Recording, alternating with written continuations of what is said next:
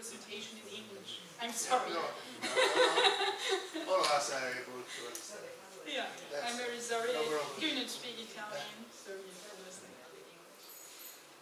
My name is Stanzel. I'm working for Leonardo Germany. I want to present you the weather radars, which I think is a tool supporting us since decades, and it will definitely support us further in the next years.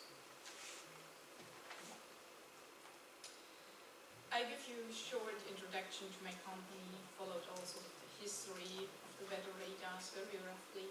Tell you what are the latest state of the art of these tools, so you know for which applications we use them. And finally, I would like to give some examples for environmental monitoring.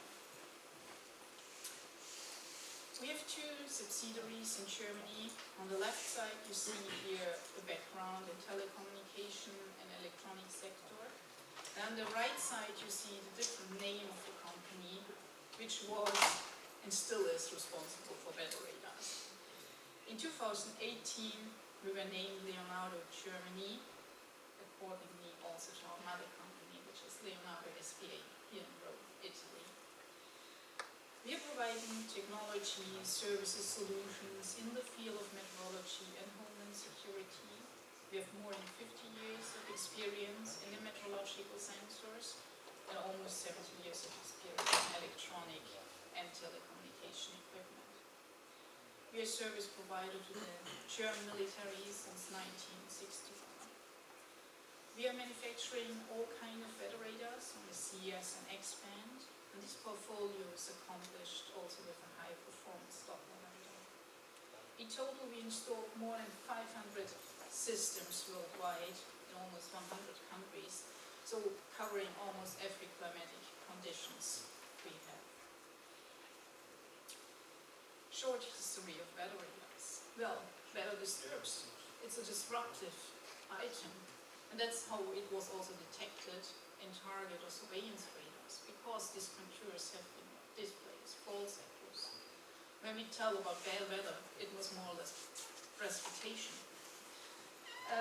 These phenomena were investigated by meteorologists, and finally in 1941 the first weather radar was built. Later it was determined experimentally the correlation between what we got, the radar reflectivity and the rain rate. And still the function describes the crop size distribution is used until today. The operational usage started only later because it was in these times quite expensive investment. The famous and I guess well-known Doppler effect was described in 1961. And later on, data processing algorithms evolved further, but only from the 1980s when it became standard also in regular weather observations that the weather services used radar networks. Another push was around 2000, because here the dual polarization systems were described, which helped a lot in describing crop size measurements and also the different characteristics of high emitting, so we could distinguish between rain, snow, drizzle, hail, and especially also biological scatter like insects for meteorological targets. Beside the operational usage in each country, I think it's really necessary that we work together.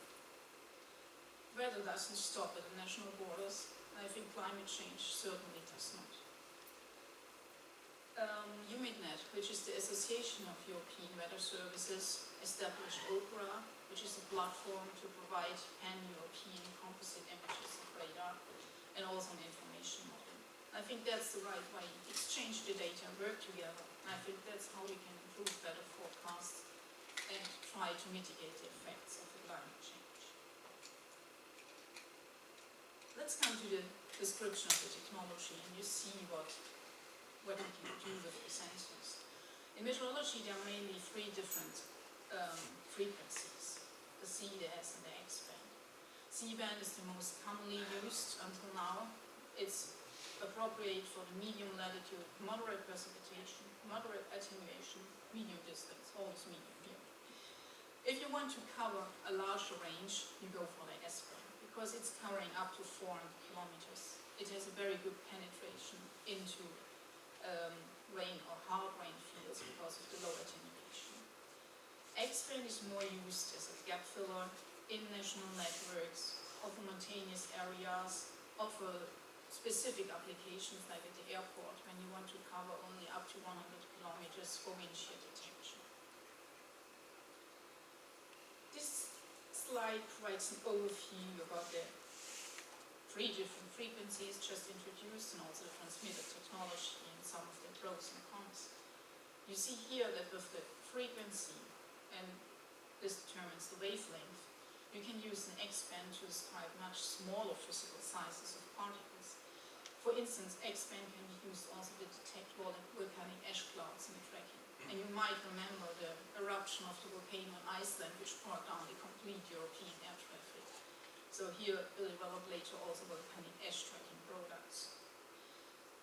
X-band has a bad penetration, as I told before, and a very high attenuation, and it's coming to higher rain rates. So here the C and the S-band is preferred again, while the X-band has again a good sensitivity and less clutter impact. From the transmitter-wise, the magnetron and the klystron technologies have been the standard in the last decades. A newcomer is since some years in place. It's a full solid-state transmitter, and we expect definitely that that will be going to be even cheaper in the next years and will be maybe the standard coming up. Compared to the standard technology so far, they have a much lower power and come with longer pulses. And there we need some compromises in the data processing and the algorithms.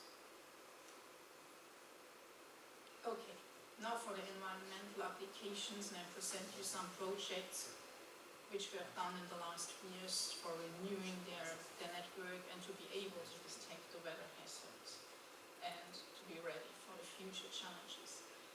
Environmental Canada did a huge renewal of their radar networks. In total, they installed 33 S-band klystron systems. You see here along their border, it's a huge country.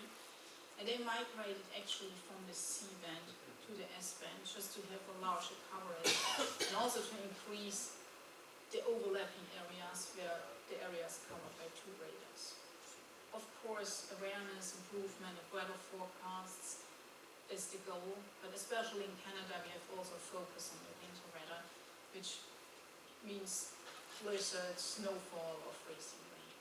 And of course, protection of farmers and harvest is also a big purpose.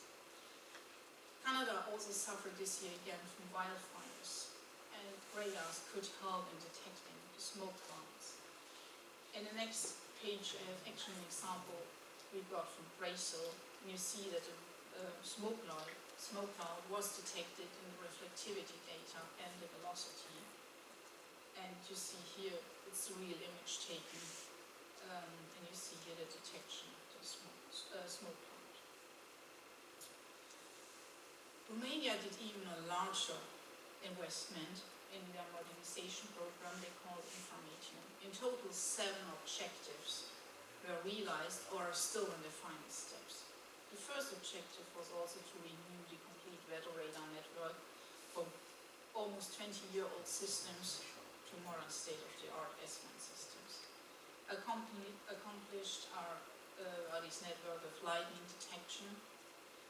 And I think the best data acquisition still have to be supported with a modern communication infrastructure, because this paves the way for the timely, reliable information of the people.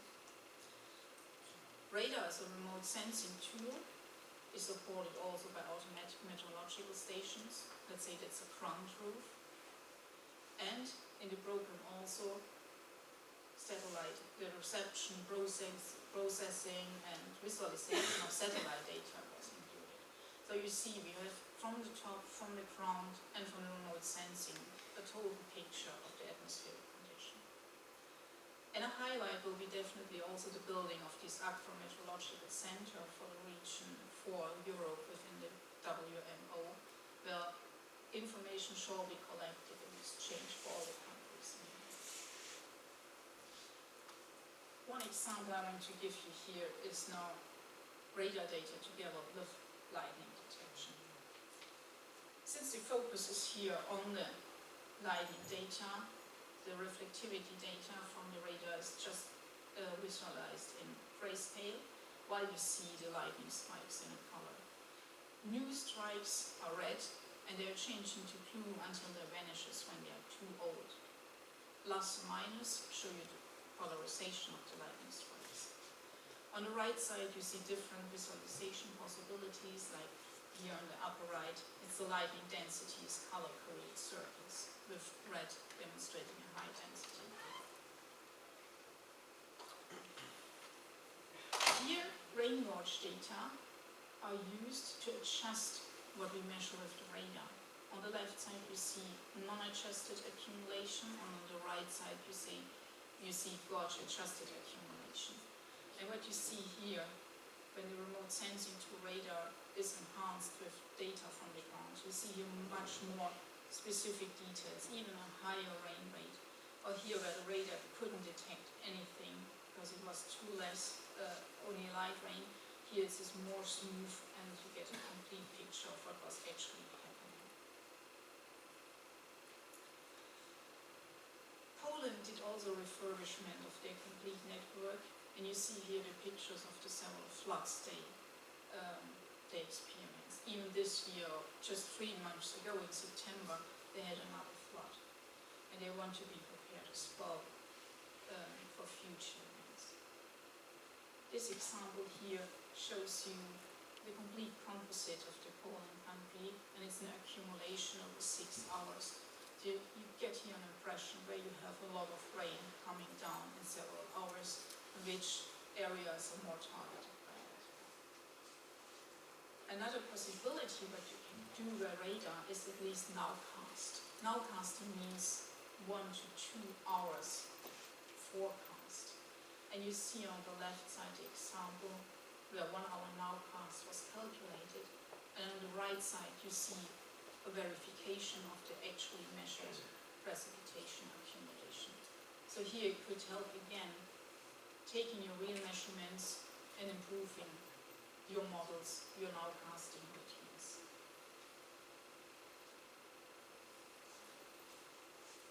Telling that is the capacity, of course, of a radar is limited. It's actually measuring, and you can provide something like a nowcasting.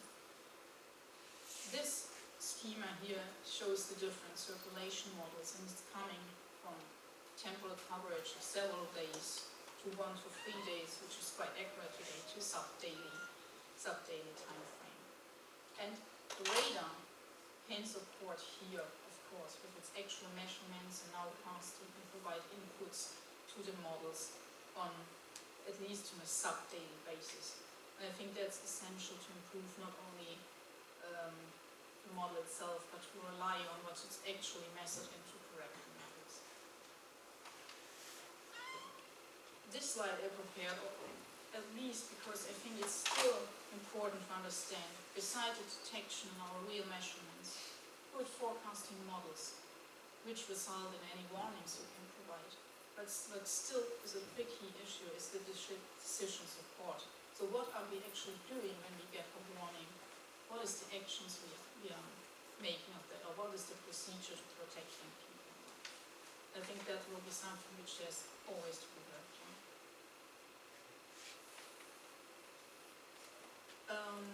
To provide customers, besides nowcasting just related on radar, we adopted this so-called STEPS algorithm, which was developed by the Australian Bureau of Meteorology in the UK Met Office.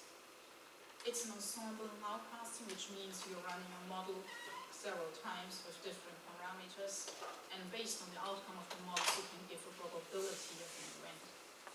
In this example, it is the surface rainfall intensity of the radar composite, and together with this model, it provides as an outcome the probability of a total rain of more than 0.1, 0.5, and 2 millimeters. So be aware here, the colors are not the reflectivity of the radar, it gives you the probability that 0.1 millimeter rain will happen. It still looks like really a rain front, but it's still light rain. And you see here, that's the probability of 0.5 millimeters, and that's what's left, more or less one bigger rain cell for 2 millimeters. But helps a lot to forecast based on measurements together with a model what will be happening. So I think validators have really a long success story since almost 70 years now, and I think they will remain essential for the future. They can measure hydrometeors, but also additionally volcanic ash, etc., and provide supporting information, and they are versatile and I think still irreplaceable. Thank you.